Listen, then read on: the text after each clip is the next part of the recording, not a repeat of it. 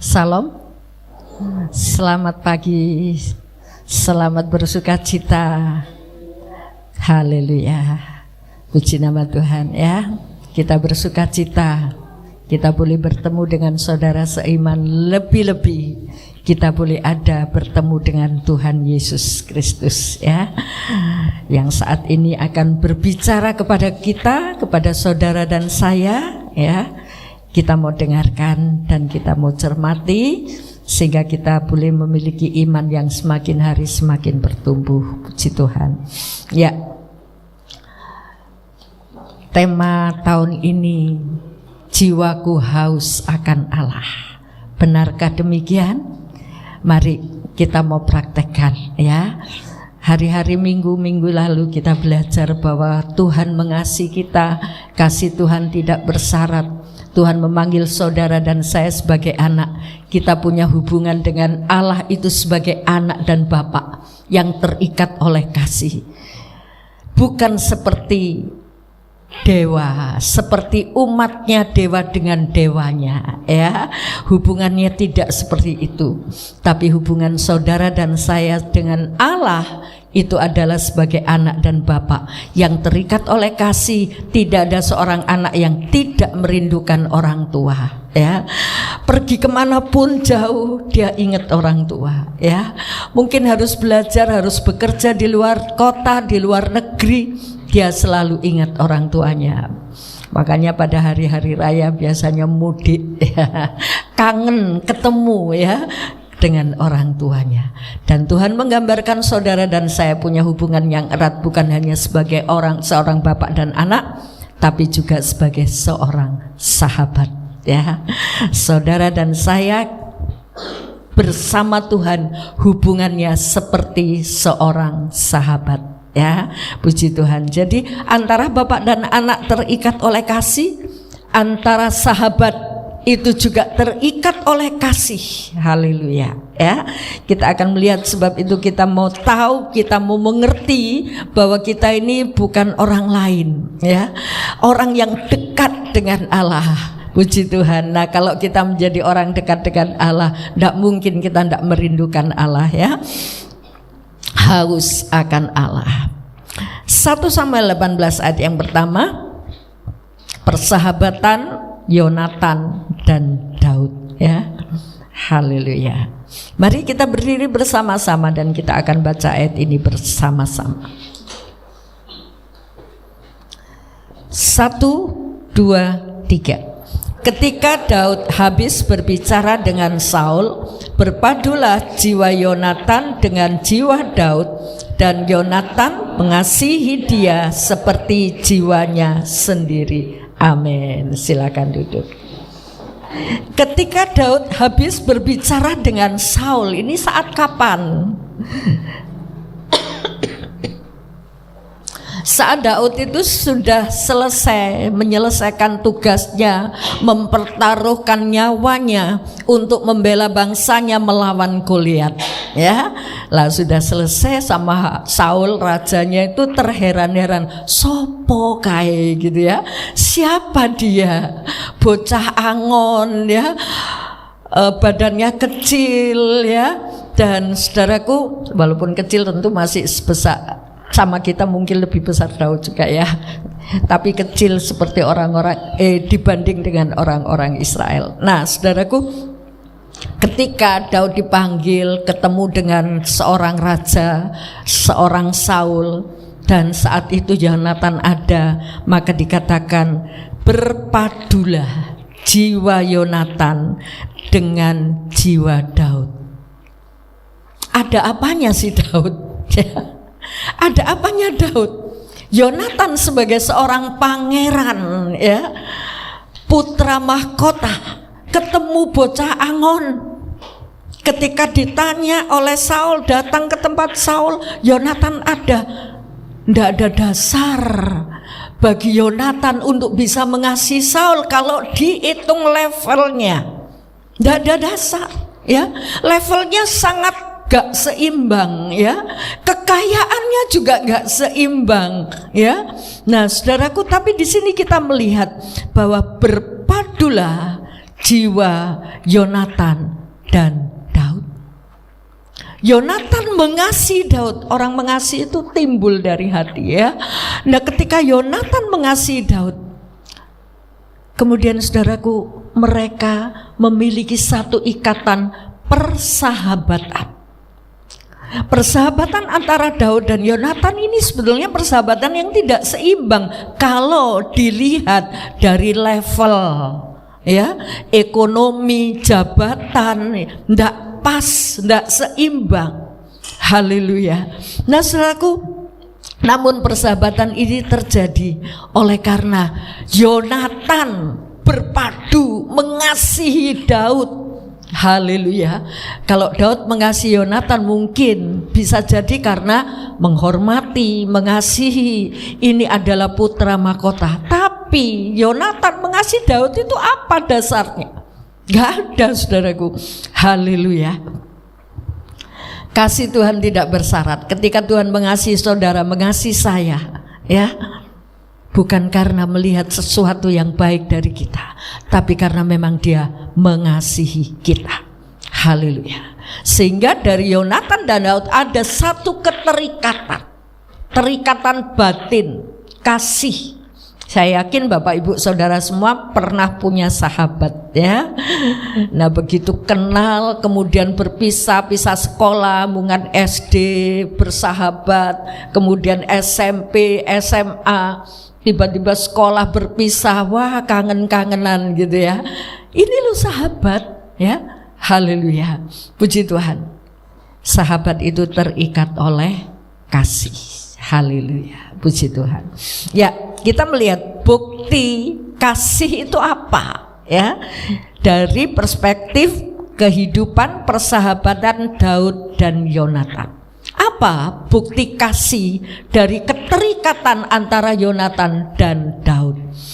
Ya, kita melihat 1 Samuel 18 ayat 1 sampai 3. Silakan.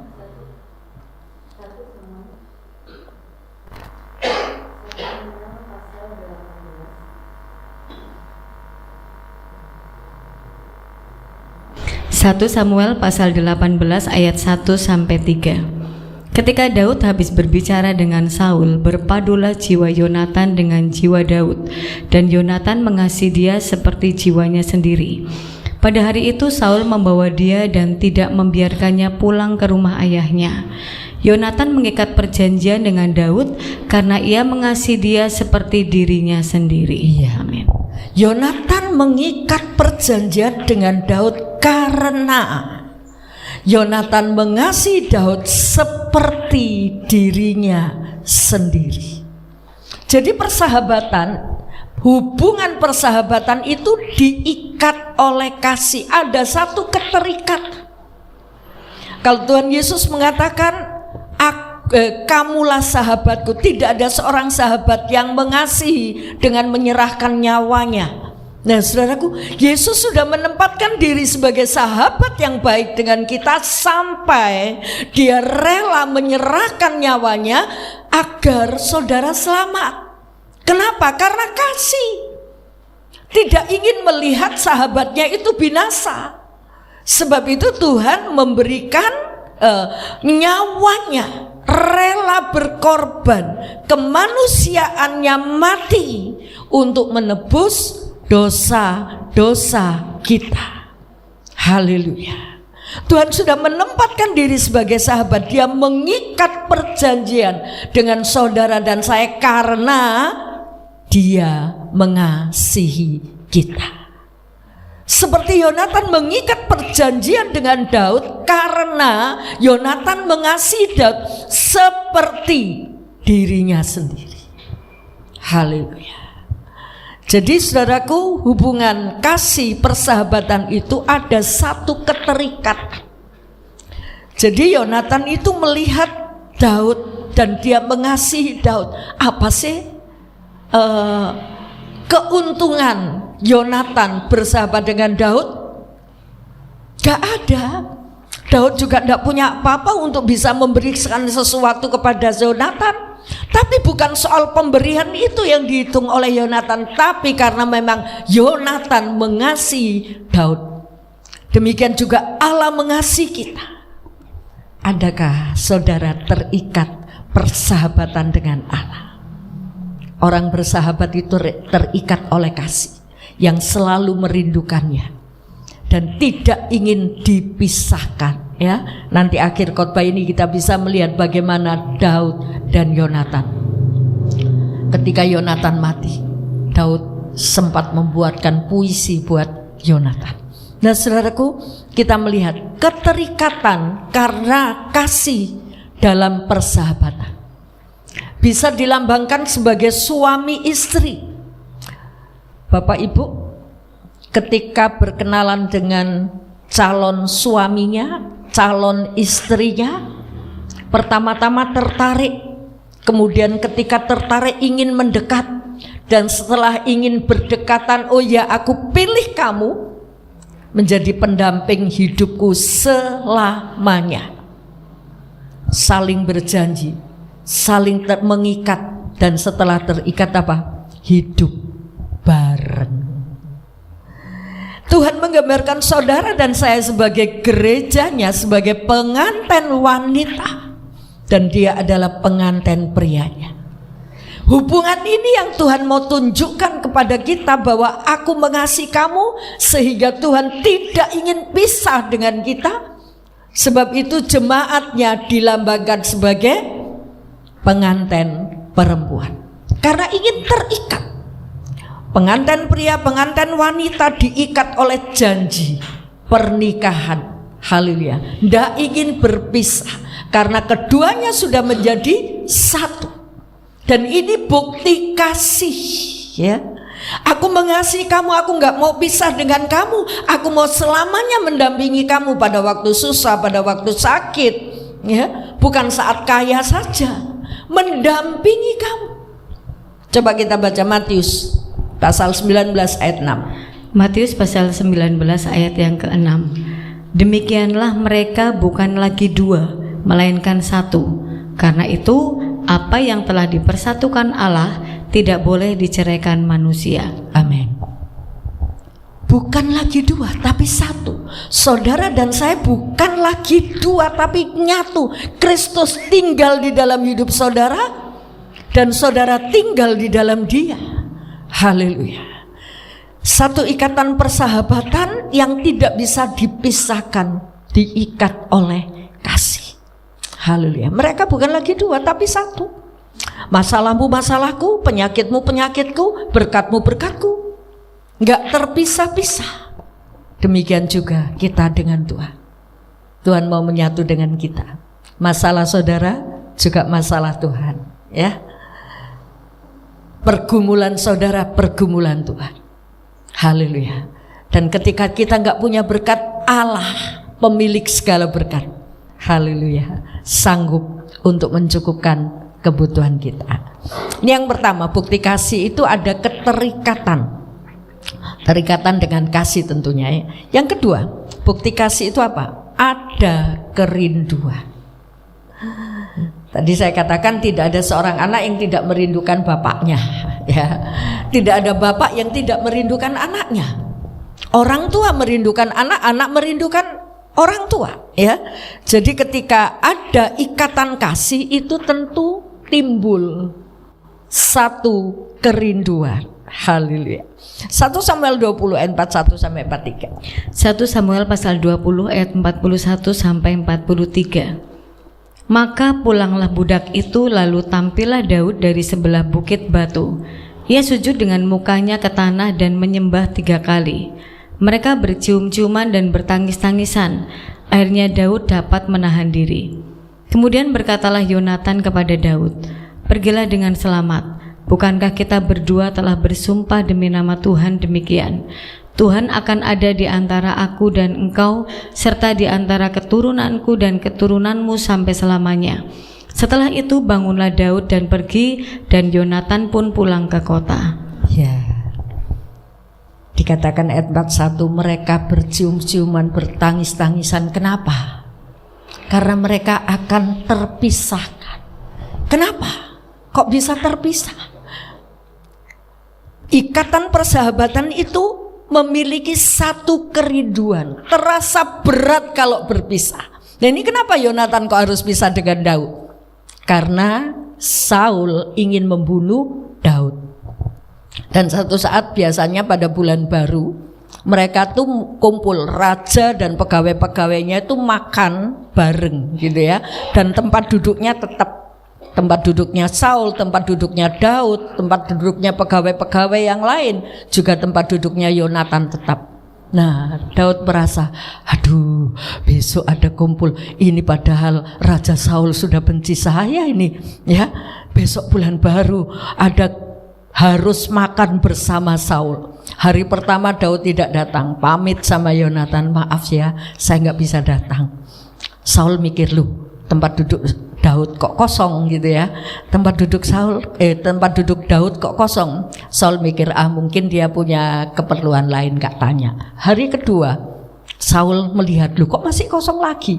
Nah kemudian memberitahukan bertanya kepada Yonatan, kemana Daud? Kemudian Saul menyatakan, cari Daud, aku ingin membunuhnya. Yonatan membela, lu ada salahnya apa sih Pak? Ya, ada salahnya apa Daud itu? Ya, pokoknya harus dibunuh gitu ya. Nah, Saul marah kepada Yonatan, Saul juga semakin gemes ingin membunuh Daud. Nah, saat itulah mereka berjanjian antara Yonatan dan Daud. Ya wis, kamu ndak datang dalam perjamuan nggak apa-apa gitu ya. Nanti saya melihat kondisi bapak saya seperti apa. Kalau bapak saya masih menggebu-gebu pingin membunuh kamu, aku memberitahukan kamu. Kalau bapak saya sudah lunak, sudah tidak ingin membunuh kamu, aku juga memberitahukan kamu. Nah, dalam pemberitahuan ini disamarkan oleh Yonatan. Kamu nanti pada waktu begini, kamu sembunyi di balik bukit batu. Di tempat itu sudah ditentukan tempatnya. Di tempat itu kamu sembunyi. Nanti aku sama bujangku, ya. Jadi Yonatan bawa bujangnya. Aku akan memanahkan satu anak panah. Kalau aku bilang, oh anak panah itu jauh melesat jauh ke sana, ya. Coba cari, gitu ya. Terus kemudian kalau saya berkata, Yonatan ini, kalau saya berkata anak panah itu jauh melesat ke sana, itu berarti bapakku ingin membunuh kamu dan kamu harus pergi menjauh dari bapakku, gitu ya. Nah ini perjanjian antara Daud dan Yonatan. Tapi kalau anak panah itu dekat, oh itu loh anak panahnya di dekat, gitu ya. Nah ini kode kepada Daud. Jadi Daud mendengarkan apa yang dikatakan oleh Yonatan. Ternyata ketika bulan baru itu mereka makan dan Saul menggebu-gebu ingin membunuh Daud. Akhirnya Yonatan datang ke tempat yang sudah ditentukan dengan Daud tadi, dan Yonatan memberitahukan, kamu harus pergi. Dengan kode tadi, oh anak panah itu jauh ke depan gitu ya, jauh melesat ke sana. Nah ini berarti tandanya bahwa Saul jangan tinggal di istana Saul, bahaya kamu nanti mati gitu ya. Nah kemudian Daud ngerti. Setelah itu bujangnya diberitahu oleh Saul, wis kamu lunga, kamu pergi ya, kamu menjauh, bahkan kamu balik sana ke istana gitu ya, kamu balik biar tinggalkan aku di sini karena ada Daud tadi ya. Nah setelah bujangnya pergi, Daudnya datang kepada Yonatan dan ayat 41 ini ditulis ya. Dikatakan, maka pulanglah budak itu, lalu tampillah Daud dari sebelah bukit batu. Ia sujud dengan mukanya ke tanah dan menyembah 3 kali. Mereka bercium-ciuman dan bertangis-tangisan. Akhirnya Daud dapat menahan diri. Kenapa? Karena mereka berat untuk berpisah. Aduh, kalau aku pisah dengan kamu, aku akan merindukanmu gitu ya. Guyonannya anak-anak, tak pulang dulu ya, Jok, kangen ya. Nah saudaraku, ini Daud dan Yonatan rasanya berat untuk berpisah. Dan ini adalah sahabat. Sahabat itu tidak ingin dipisahkan. selalu merindukannya. Pertanyaannya, kalau saudara sahabat Tuhan, pernahkah kita merindukan Tuhan? Dan kemudian ambil waktu menyendiri dengan Tuhan? Haleluya. Puji nama Tuhan ya. Jiwaku haus akan Allah. Aku merindukan Tuhan ya. Jangan sampai kerinduan atau teriakan jiwa yang haus kepada Tuhan ini kita tutup dengan segala kesibukan. Kita selimur dengan hiburan-hiburan yang ada di dunia. Jiwa saudara tidak akan terpuaskan oleh kondisi kenyamanan yang ada di dunia ini. Tapi jiwa yang haus itu hanya dipuaskan oleh hadirat Allah. Kalau belum pernah merasakan hubungan pribadi dengan Tuhan, dicoba. Ambil waktu, haleluya. Mungkin harus korbankan waktu, korbankan tenaga. Wis ini tak tinggal dulu, saya mau bersekutu dengan Tuhan. Haleluya, puji Tuhan. Miliki kerinduan kepada Allah, miliki hubungan pribadi dengan Allah. Karena dia sudah menempatkan diri sebagai sahabat, saudara juga harus menjadi sahabat yang baik dengan Tuhan. Haleluya. Mazmur 42 ayat 1 sampai 3. Mazmur pasal 42 ayat 1 sampai 3. Kerinduan kepada Allah. Untuk pemimpin biduan, nyanyian pengajaran Bani Korah. Seperti rusa yang merindukan sungai yang berair, demikianlah jiwaku merindukan Engkau ya Allah. Jiwaku haus kepada Allah yang hidup. Bilakah aku boleh datang melihat Allah? Amin. Haleluya. Kerinduan Daud, kerinduan orang-orang, ini bukan Daud ini ya. Nah, kerinduan orang-orang yang sedang dalam pembuangan. Mereka merindukan jiwaku haus akan Allah.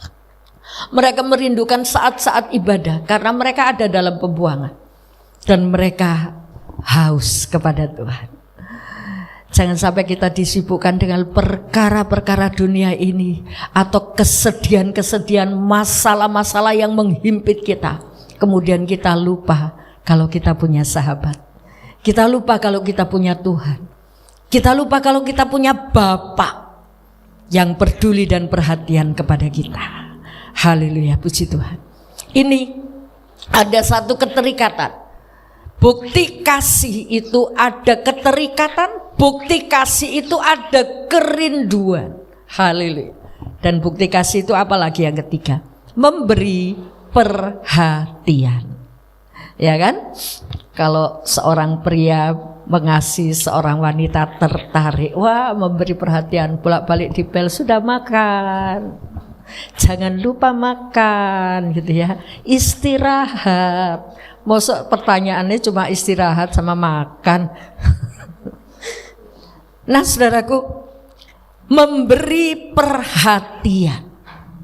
Sesibuk apapun dibel, aku di sini, banku bocor. Oh ya, sebentar aku kesana. Tinggal semuanya. Punya pengalaman kayaknya baru sini ya. Tersenyum-senyum. Nah, saudaraku, bukti kasih itu perhatian. Nah demikian pula Yonatan memperhatikan Daud. Dan dia ingin melindungi Daud.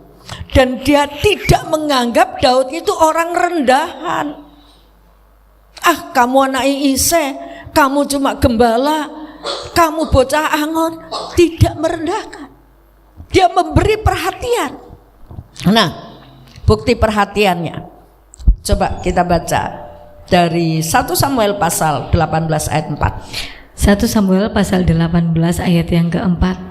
Yonatan menanggalkan jubah yang dipakainya dan memberikannya kepada Daud, juga baju perangnya, sampai pedangnya, panahnya, dan ikat pinggangnya. Luar biasa. Jubah yang dipakai dilepas. Ini jubah pangeran. Ya, enggak tahu ini jubah pangeran atau bukan, dilepas. Diweken Daud, gantiin kelambimu sing lebus itu. Kasih. Bukan cuma itu, apalagi pedangnya, senjatanya ya. Dia memberikan kepada Daud pedangnya sampai apa ini? baju perangnya, ya, jubahnya, baju perangnya, pedangnya, panahnya, ikat pinggangnya. Seolah-olah Yonatan itu ingin menyamakan Daud dengan dirinya. Jubahnya dipakai, baju perangnya dikasih, jubahnya dikasih, pedangnya dikasih. Jadi seolah-olah kamu itu sahabatku, kamu sama dengan aku. Memberi kelengkapan. Tidak ingin beda level, disamakan. Haleluya. Ini perhatian sampai sedetil itu. Haleluya. Antara Tuhan dengan saudara sebetulnya enggak level, tapi Allah memberikan nyawanya untuk saudara dan saya. Haleluya. Puji Tuhan. Ini perhatian yang Yonatan berikan kepada Daud. Karena Yonatan tidak ingin kamu orang rendahan, aku pangeran.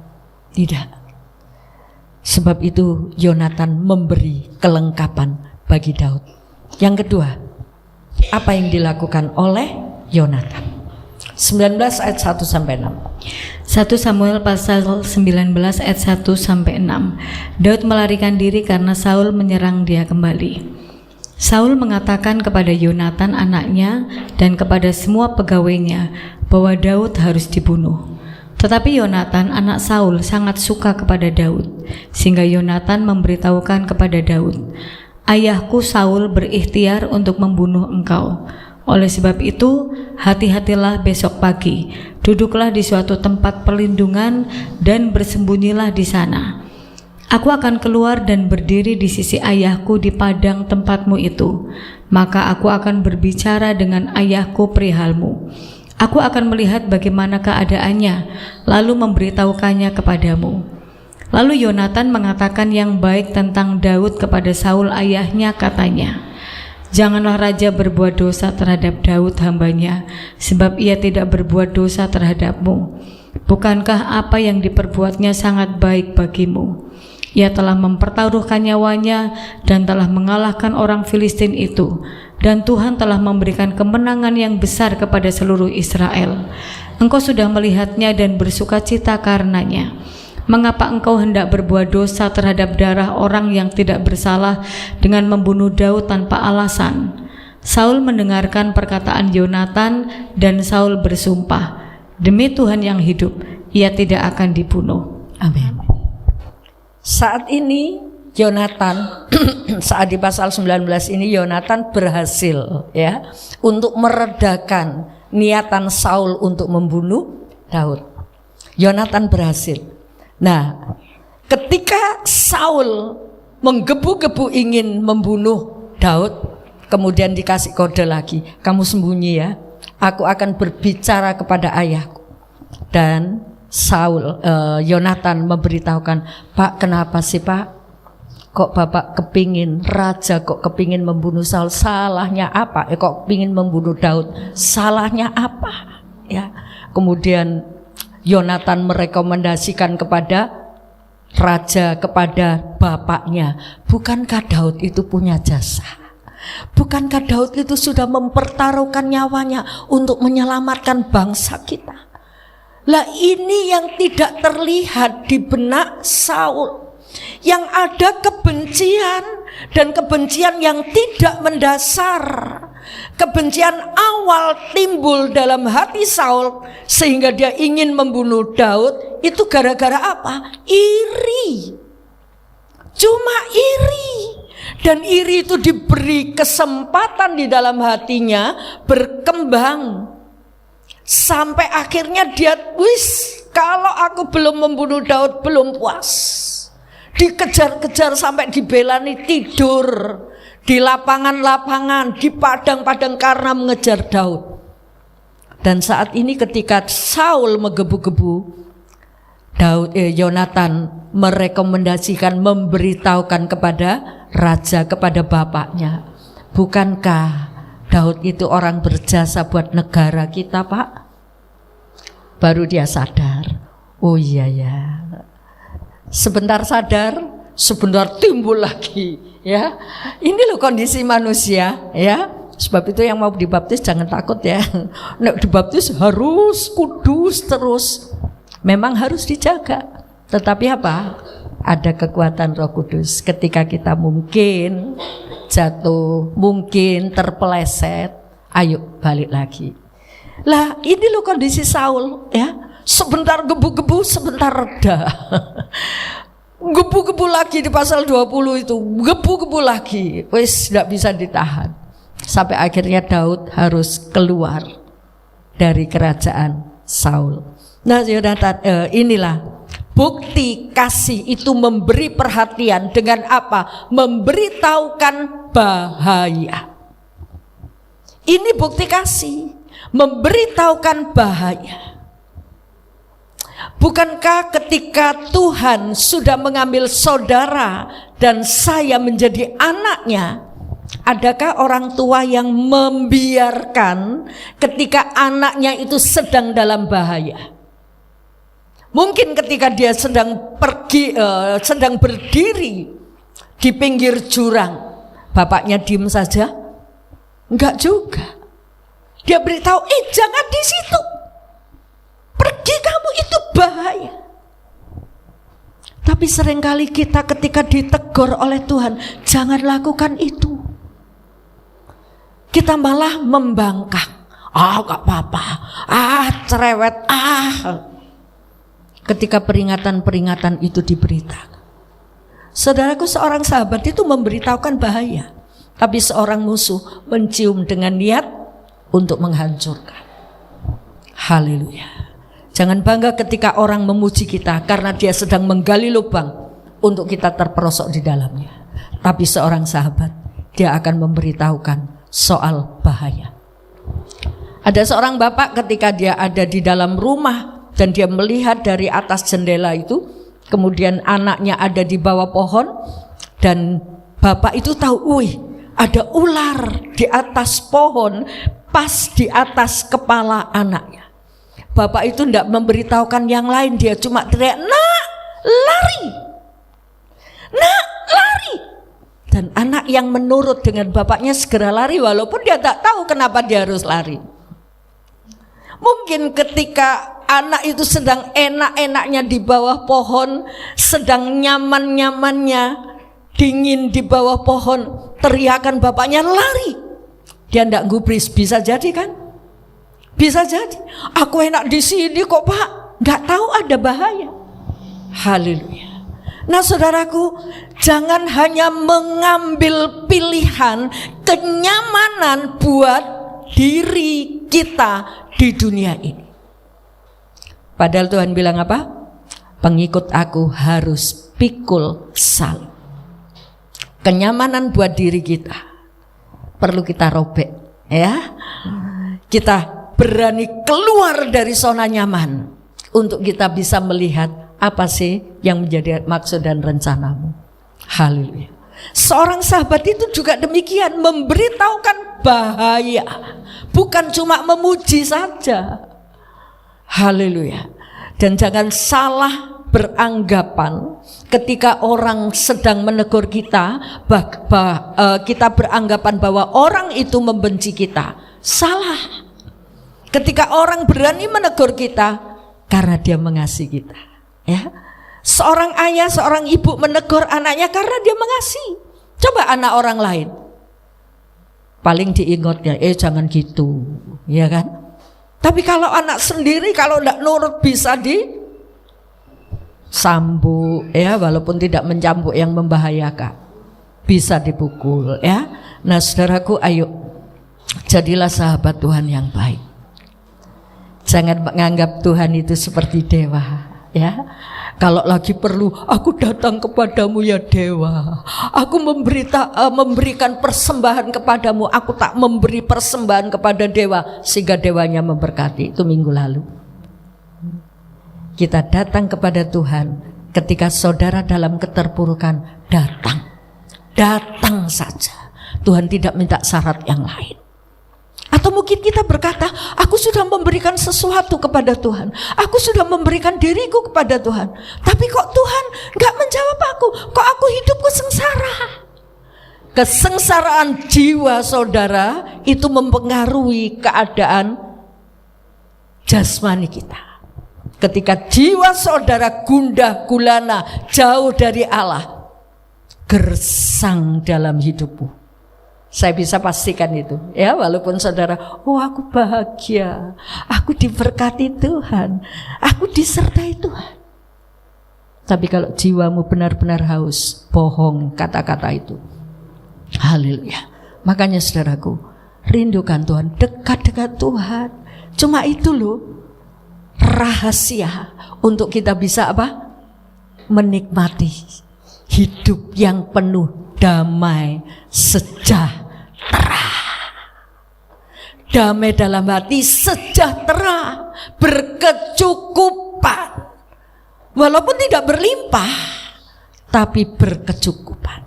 Haleluya. Puji Tuhan. Nah saudaraku, ayo menjadi sahabat Tuhan yang baik ya.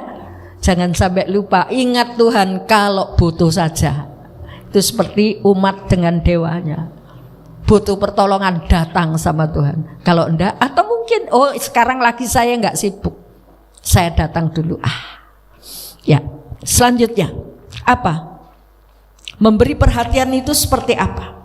2 Samuel 1 ayat 17 dan 18. 2 Samuel pasal 1 ayat 17 dan 18. Ratapan Daud karena Saul dan Yonatan. Daud menyanyikan nyanyian ratapan ini karena Saul dan Yonatan anaknya, dan ia memberi perintah untuk mengajarkan nyanyian ini kepada Bani Yehuda. Itu ada tertulis dalam kitab orang jujur. Selanjutnya, kepermayanmu hai Israel, mati terbunuh di bukit-bukitmu. Betapa gugur para pahlawan. terus Janganlah kabarkan itu di Gad, janganlah beritakan itu di lorong-lorong Askelon, supaya jangan bersuka cita anak-anak perempuan orang Filistin, supaya jangan beria-ria anak-anak perempuan orang-orang yang tidak bersunat. ya, ini salah satu puisi yang digubah oleh Daud karena Yonatan mati.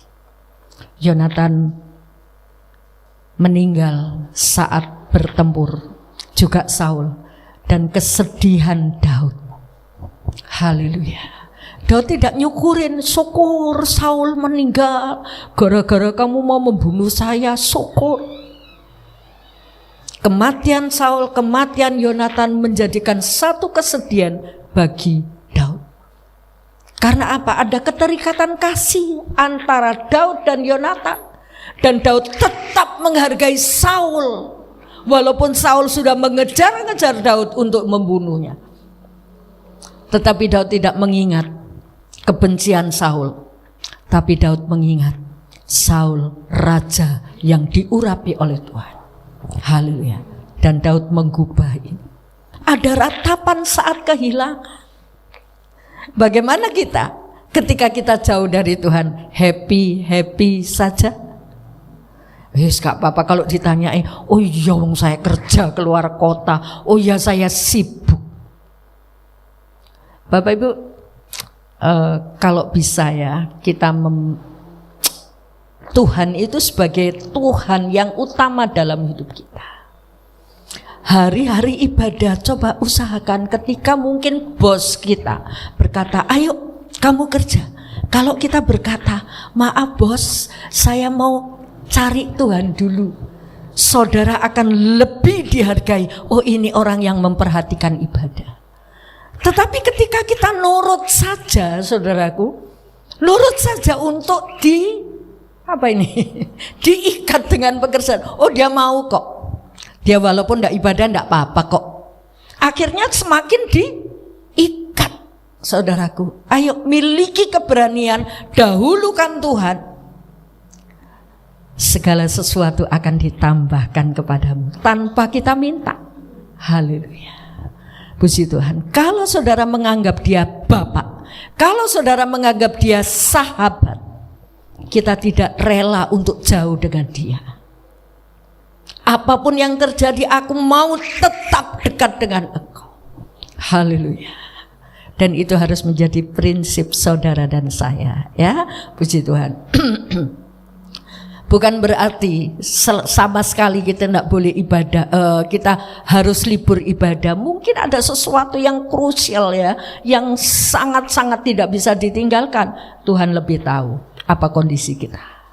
Tapi ketika itu membuat kita nyaman, ketika kita terikat dengan kondisi itu, semakin kita ditekan. Saudara ingat Fir'aun ketika menekan orang Israel untuk menjadi budak, supaya mereka tidak bisa ibadah. Jangan sampai kita menjadi orang-orang yang dicocok hidungnya oleh Fir'aun ya, suruh kerja untuk dapat makan. Haleluya. Puji Tuhan. Nah, kesimpulannya mari kita renungkan. Tuhan Yesus sudah menjadi sahabat yang baik buat kita, menyerahkan nyawanya. Yohanes 15 ayat 13. Yohanes pasal 15 ayat yang ke-13. Tidak ada kasih yang lebih besar daripada kasih seorang yang memberikan nyawanya untuk sahabat-sahabatnya. Ya. Tidak ada kasih yang lebih besar daripada seorang sahabat yang memberikan nyawanya. Saudara, hubungan kita dengan Tuhan itu jangan dihitung soal materi saja. Oh, aku ikut Tuhan tetap sengsara, aku ikut Tuhan problemku masih banyak. Pertanyaannya itu bukan soal materi yang kita terima, tapi hubungan kita dengan Tuhan itu seperti apa? Seperti seorang anak dengan bapak, itu hubungan kita. Bukan soal timbal balik, aku ibadah rajin supaya aku diberkati. Bukan. Walaupun tidak terima berkat yang besar, aku tetap mengasihi engkau. Ini yang perlu. Ini yang harus menjadi dasar iman kita.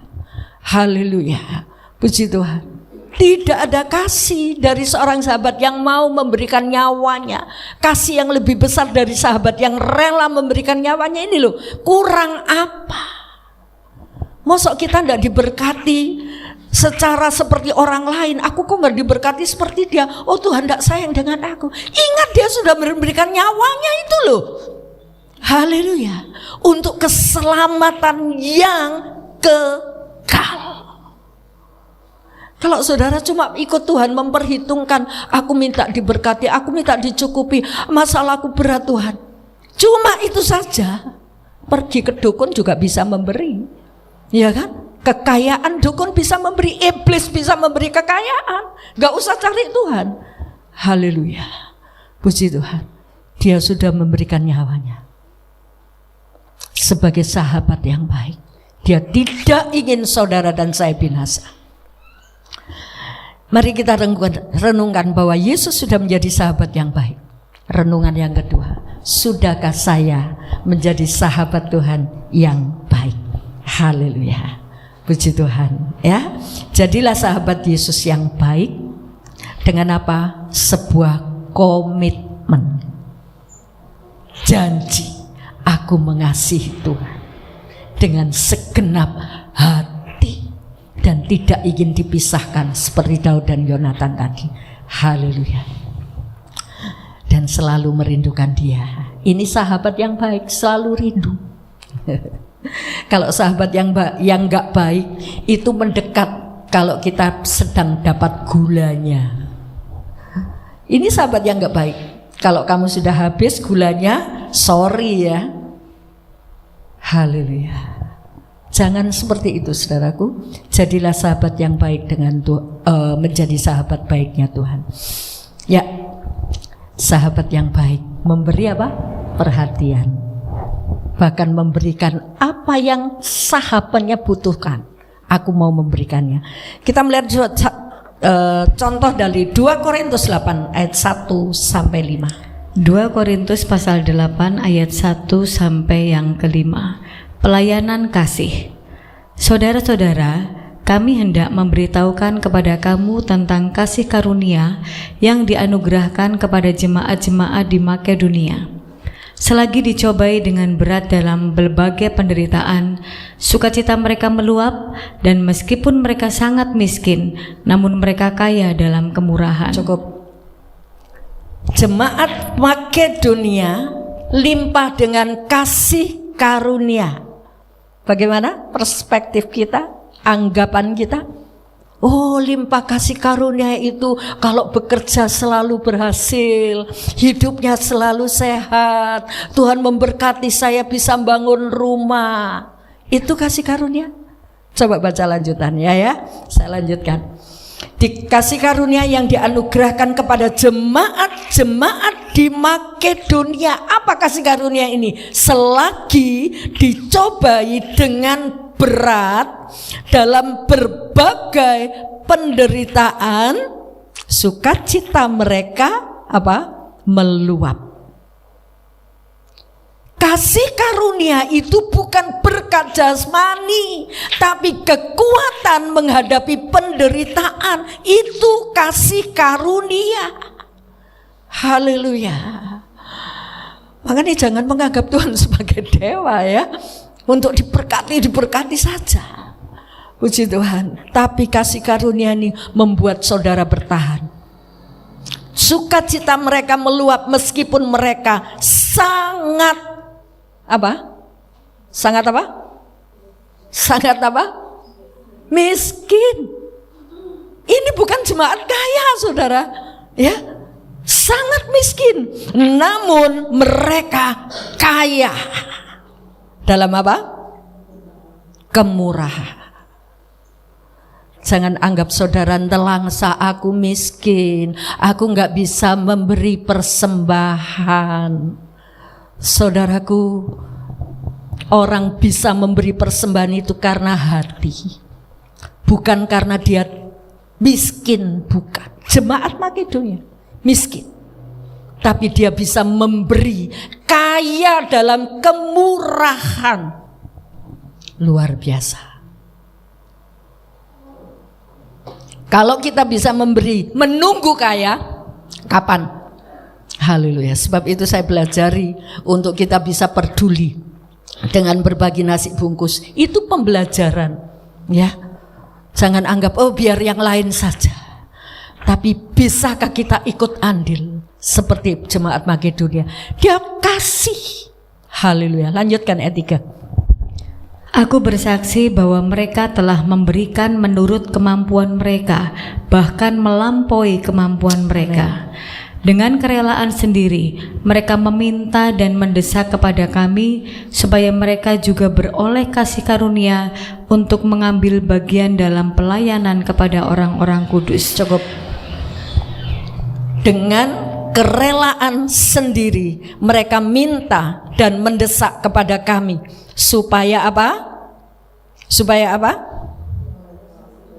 Ya, supaya mereka ikut andil memberi.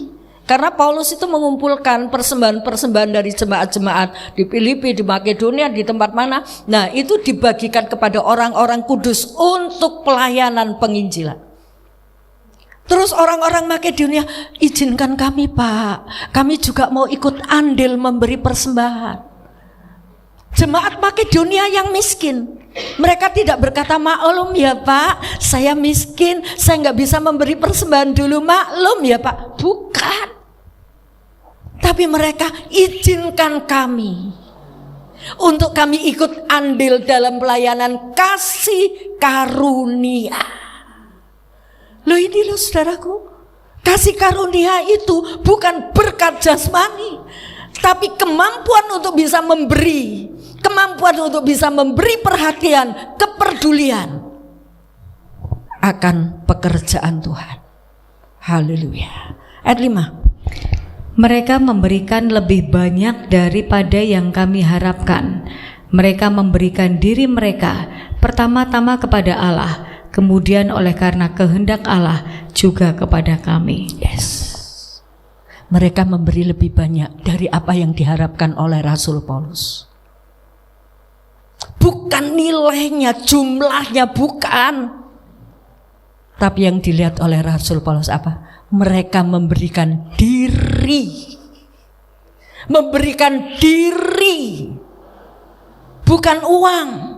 Ayat itu berkata, mereka memberikan diri mereka pertama-tama kepada Allah, kemudian oleh karena kehendak Allah juga kepada kami. Jadi memberikan diri melayani Tuhan. pertama-tama kepada Allah, sehingga mereka memberikan diri kepada Rasul Paulus. Aku bisa bantu apa sih? Aku bisa bantu apa? Coba berikan tahu saya tugas apa yang bisa aku lakukan. Rasul Paulus bisa memerintahkan, tolong ya kamu jemput itu ya, kamu antar ini, kamu antar Timotius ke sana dengan tenaganya, memberi diri. Haleluya. Bisakah kita memberi kepedulian, perhatian terhadap pekerjaan Tuhan? Apa yang bisa kita lakukan? Ini bukti kasih. Haleluya. Pelayanan-pelayanan yang ada, berikan dirimu. Mungkin kita tidak punya uang, tapi saudara punya waktu, punya tenaga, punya pikiran. Haleluya. Punya ide. Haleluya. Dan kita mau berikan kepada Allah. Karena apa? Karena Allah sudah lebih dulu mengasihi kita. Dan kasih yang dari Yesus kepada kita tidak ada duanya. Kita berdiri bersama-sama.